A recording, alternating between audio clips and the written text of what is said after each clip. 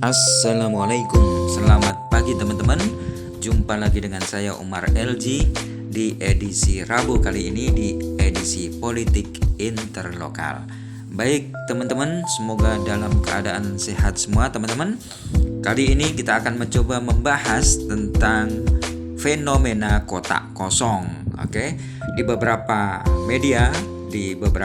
media sosial tentunya kita berseliweran banyak meme-meme dan desain grafis terkait dengan kotak kosong. Apa itu sebenarnya kotak kosong dan kenapa hal itu terjadi di pilkada kali ini termasuk di Sukoharjo? Kita simak videonya. Oke, yuk. Pemirsa, fenomena kotak kosong mencuat dan berpotensi terjadi pada Pilkada Serentak 2024. Hal ini mengundang perhatian sejumlah pihak hingga masyarakat. Dan untuk informasi selengkapnya, kita akan simak liputan jurnalis Metro TV, Sarah Ruhendi dan juru kamera Widiarto untuk Anda. Santer beredar fenomena kotak kosong akan berpotensi terjadi pada kontestasi Pilkada Serentak 2024. Namun sebelum kita membahas lebih jauh, sebenarnya apa sih yang dimaksud dengan kotak kosong? Kotak kosong merupakan sebuah fenomena dalam pemilihan kepala daerah yang dimana hanya ada satu calon tunggal. Nantinya, setelah perhitungan suara selesai, calon tunggal akan dinyatakan menang apabila meraih suara 50% atau lebih dari total suara sah.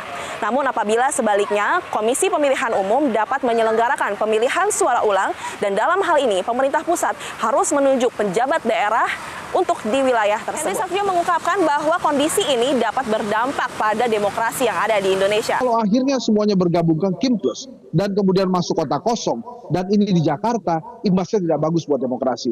Maka oleh sebab itu kalau memang ternyata ujung-ujungnya para ketum partai ini tidak ingin membuat demokrasi lebih sehat dan akhirnya terjebak dalam pengaruh kotak kosong, harusnya segera nanti pada saat Pak Prabowo memimpin negeri ini, Gerindra, Golkar, PDI Perjuangan sebagai partai politik yang memenangi legislatif, maka harusnya juga bisa menerapkan ambang batas atas pada pemilihan legislatif sekalipun. Sehingga tidak ada beli-beli partai politik atau borong-borong partai politik seperti ini. Isu calon tunggal versus kotak kosong tidak hanya menjadi perhatian sejumlah pengamat politik, namun juga menjadi perhatian masyarakat akan siapa sosok yang akan menjadi calon kepala daerah.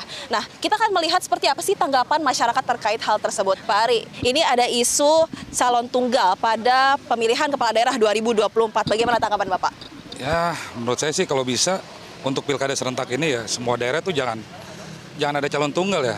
Kalau bisa tuh ada perlawanan lah. Tapi ya beberapa daerah sih kayaknya bakal kayak gitu ya. Kalau untuk di wilayah Jakarta sendiri nih, ada isu calon tunggal versus kotak kosong. Menurut Bapak gimana? Aduh, apalagi Jakarta ya. Kalau Jakarta tuh kalau bisa sih ya calonnya tuh lebih dari 2 ya, bisa 3, 4. Jadi biar ada apa ya? Biar masyarakat juga banyak pilihannya lah. Pemirsa.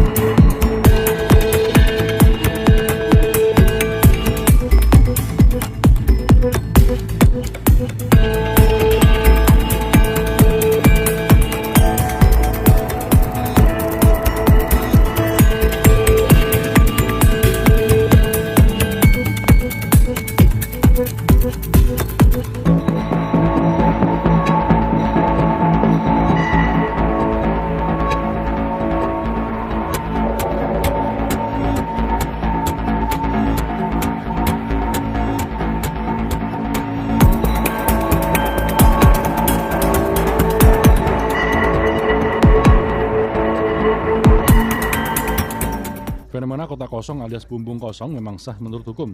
Namun, satu dekade terakhir ini, fenomena pasangan tunggal pilkada tanpa lawan ini semakin menjadi. Tercatat, hingga pilkada terakhir di tahun 2020 lalu, dari 270 pilkada yang digelar, 25 daerah kabupaten kota menggelar pilkada tanpa lawan tanding alias melawan kotak kosong. masyarakat itu sudah mulai permainan-permainan yang mungkin dibangun oleh elit ini menjadikan mereka sudah jenuh, muak, dan apapun yang mereka lakukan pada akhirnya partai politik atau mungkin elit-elit politik ya sudah punya cara mereka sendiri untuk melanggengkan kekuasaan di pilkada serentak khususnya.